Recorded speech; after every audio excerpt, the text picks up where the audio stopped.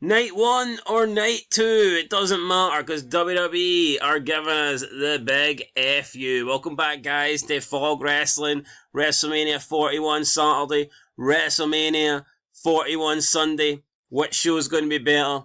Truth be told, the entire show looks garbage, but we're here to talk about it because I do believe they've finalised the WrestleMania card. Night 1 looks to be done. Night 2 looks to be done. Now, we do have a Raw and a SmackDown to go until Mania, so there could be further matches added. And heck, we've seen over the past few weeks, they don't even announce matches on the actual shows. We get some lame Instagram update from Adam Pearce to announce a big Intercontinental title match. What is that all about? I do not know. But we're going to look at night 1. We're going to look at night 2. I'm going to see what night I think looks the better of the two, and then I'm going to see what I think of the card overall. Now, I mean, thankfully for me, recently just started working night shifts, so I work every Friday night now, so I have not seen SmackDown in like 3 weeks, I think, which is great. Which is absolutely fantastic. So I couldn't even tell you what is happening on SmackDown. Don't even watch the highlights. That show doesn't have any highlights. It's got lowlights. That show is garbage. So I'm not really familiar with any of the builds here from the SmackDown side of things. Now, I did watch the Charlotte Flair Tiffany Stratton promo because it was kind of making the rounds, and people were losing their shit over it because, oh, both women went off script, and I wish Triple H should go off script. I wish somebody would just replace all his scripts and give us something better. But I mean, whatever. We got to make what we have of a very bad situation. Now, WrestleMania Night 1, that seems to have 7 matches. Night 2 seems to have 6. Now, that tells me that maybe the matches on Night 2 will be longer. I mean, Night 2 for me is always going to be, or at least it should be, the better night. Night 2 is really where the main event stuff should take place because it's the last night. You know, the last thing you remember is the final match. The main event on night 2 is more of a main event than the main event on night 1. To me, night 1 almost feels like a pre-show. All the jobber matches kind of go on to night 1. And, I mean, that's kind of sums up why Gunther is there. Now, I do not believe this is the correct order. It is going to be the matches on Saturday, but I don't think it's the correct order. So with that said, there's me talked 3 minutes about SmackDown, 3 minutes about working night shift that absolutely sucks because I don't get to watch SmackDown. And right, now we're just going to get into the show. So we've got the War Raiders versus the New Day. Eric and Ivar versus Kofi Kingston and Xavier Woods. Do I care? This match is for the World Tag Team Championship. Answer is, quick answer, no I don't. This doesn't seem like a WrestleMania worthy match. We have seen much better, and I mean, when I say much better, I mean we've seen tag team matches for the titles that are 10 times better than this that have not appeared on Mania. Especially during the Ruthless Aggression era. I want to say during the Ruthless Aggression era, the tag titles didn't always make it onto Mania. And that sucked because, you know, we had some good tag teams still. You still had the Dudleys in the Ruthless Aggression era. I mean, Kane and RVD, they were competing for the tag belts going into Mania 19. And they weren't worthy of getting on the card. So we've seen much better tag teams and much better tag team matches than this not make Mania. But this match is making Mania. This is a Raw match. This is a throwaway Raw match that we've already seen on Raw last week, and now we're seeing it again on Mania. Very strange. I personally could not care less for the War Raiders. And the New Day, I thought the New Day's heel turn was interesting at first. I thought it had potential, but just like everything Triple H touches, you know, it turns to shit. So yeah, the New Day now feel irrelevant. They've not capitalised on them turning heel and betraying Big E. And now, I mean, they spent 2 months not saying anything, and now all they do is like bitch and moan and whatever. You know, it's boring. Number 2, got Rey Mysterio versus El Grande Americano. This is like such a thrown together match out of nowhere. At the end of the day, it's Chad Gable in a mask. Chad Gable's main issue, as far as I can remember, wasn't even really with Rey Mysterio. It was with Penta. Penta is the guy that beat El Grande Americano. And he went off to learn Lucha Libre because he lost to Penta. And now they're just putting him in a match with Rey Mysterio. Seems like they're just sticking El Grande Americano in a match with any guy that wears a mask. So we're getting two guys that wear masks. Chad Gable, Rey Mysterio. Not interesting. Don't care. Right, Jade Cargill versus Naomi. Obviously, this match has got a rivalry going in it. Naomi was the one that attacked Jade Cargill. Like I said, though, I haven't been watching SmackDown, so I can't sit here and say this has been good or bad. But, I mean, at least there's an actual story to it. So, I mean, I will give it credit there. You know, you understand why these two are fighting. You understand why this match is happening, because obviously Naomi tried to take Jade Cargill out, and now Jade Cargill wants revenge. Simple, but, you know, it works. So, I don't know. It deserves to be a Mania, I think. Could it be for a title? I mean, maybe. Possibly. Who knows? Speaking of titles, LA Knight versus Jacob Fatu, United States Championship. Don't really care. Yeah, I just don't. I'm sorry, I don't. Jacob Fatu is probably going to win this because LA Knight is nothing but a jobber in the eyes of Triple H. Which sucks because he's more charismatic than pretty much most of the people on the roster. 99.99% of the people. But for some reason, LA Knight's just not one of those guys that is viewed as like the next big thing. People are going to say that, oh, he's old. I mean, Cody Rhodes is old. Damian Priest is old. You know, these are guys that are either 40 or into their 40s, and they're still, you know, had recent world title reigns. I mean, Damian Priest was the world champion not even that long ago. So why can't LA Knight get a title? Why can't he get a world championship? Doesn't make any sense to me. Jacob Fatu, he shakes his head, he screams in Samoan or whatever. Who cares? Tiffany Stratton, Charlotte Flair. We've got the most plastic woman ever in wrestling versus maybe the future most plasticky woman in wrestling. You know, just two women that continuously get shit done to their bodies. Why? I don't really know. It's for WWE Women's Championship. Who's going to win? Do I really care? I mean, not really. Charlotte won the Rumble. She decided to face Tiffany. Just boring. You know, it's a boring match. And Charlotte does what she does best. Comes back at Mania to squash somebody. Wouldn't be surprised if Charlotte wins.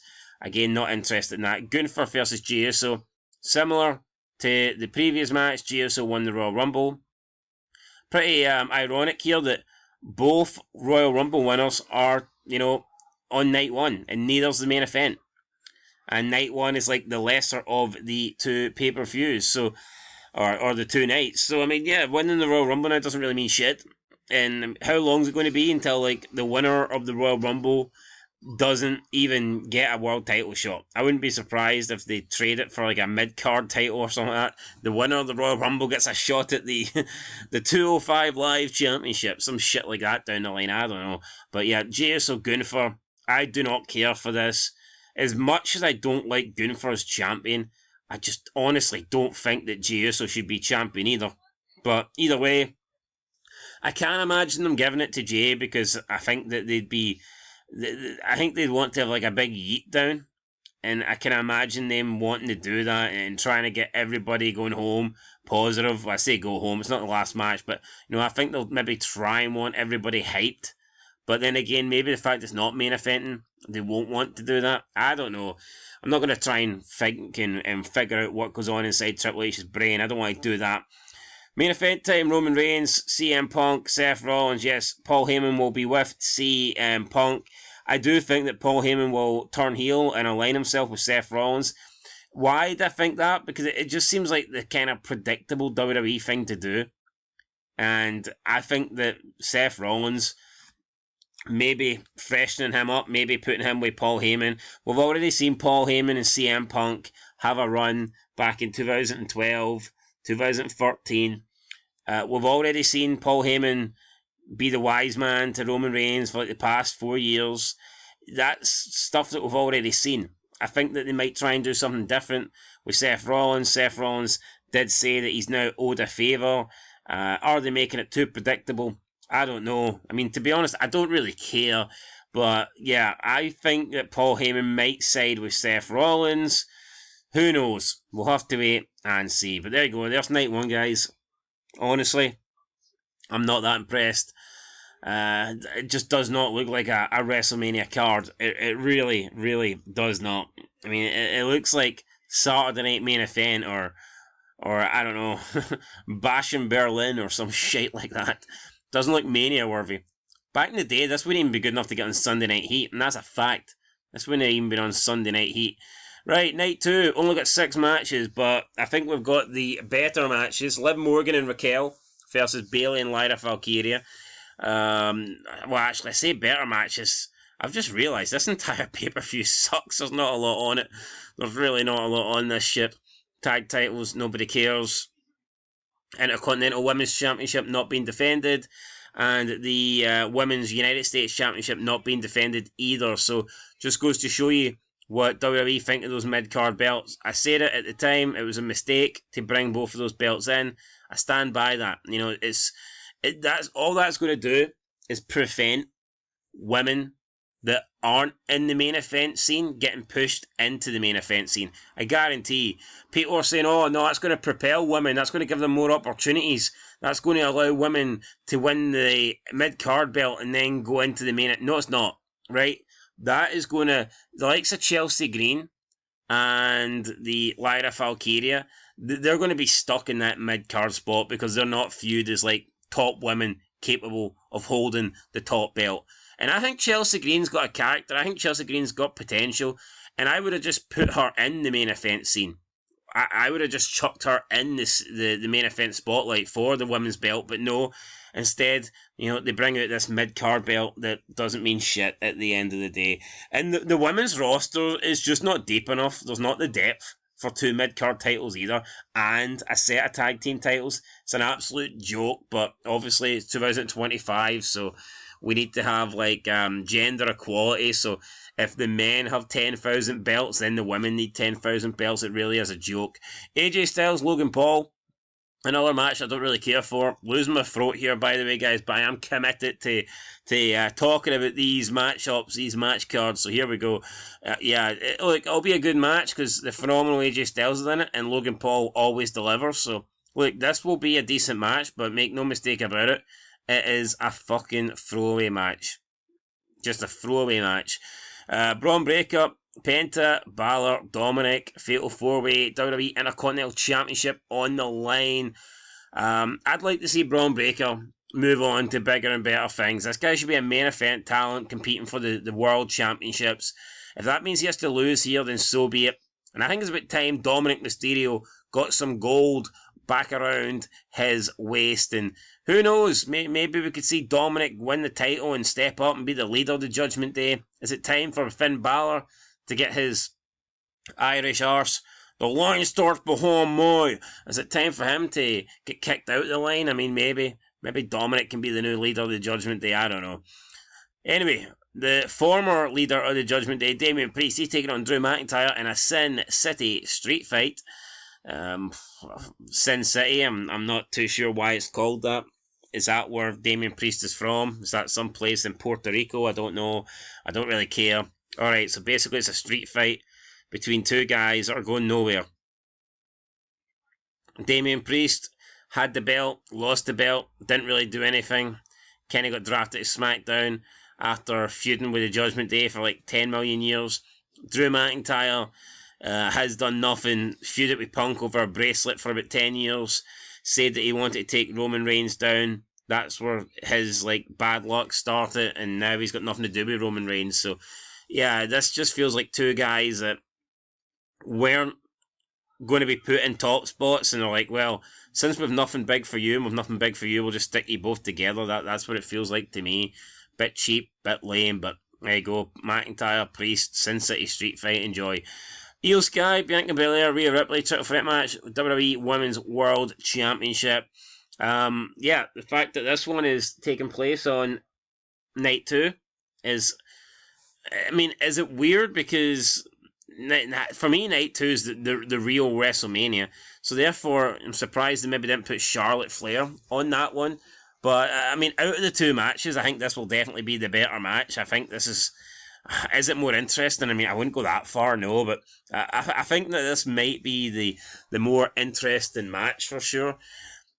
I think it'll probably be a better quality match, but whatever. Io Sky defending against Bianca Belair and Rhea Ripley. I've got a funny feeling that Io will win. I just don't know why they would insert her in here just to have her lose. It's a bit lame, honestly. If they maybe look, it is very possible that they've put Io in this match, and honestly, this is how Triple H works, and this is how WWE works now. They just don't want people to take an L. They don't want people to lose to each other, and because they're building up Bianca and Rhea, and it seems like they want to have that match at some point down the line. I wouldn't be surprised if they've just inserted Io into this match so that she can be the one that takes the pinfall. You know, I'm pretty sure we've seen that with... Did Mick Foley not do that? With a triple threat match back in the day when they wanted to, like, drop the belt. They stuck Mick Foley. Was it not with Austin and Triple H? I'm pretty sure the reason they just stuck Mick Foley in there, just for basically the only reason, is so they could get the belt onto Triple H without Austin taking the pinfall. And that could be a very similar thing here. Could just be maybe they want Bianca Belair to leave Mania as the champ, but they didn't want her to beat Rhea Ripley, therefore they just stuck Io in. Wouldn't be surprised. For some reason now, we have to build feuds for 10 years.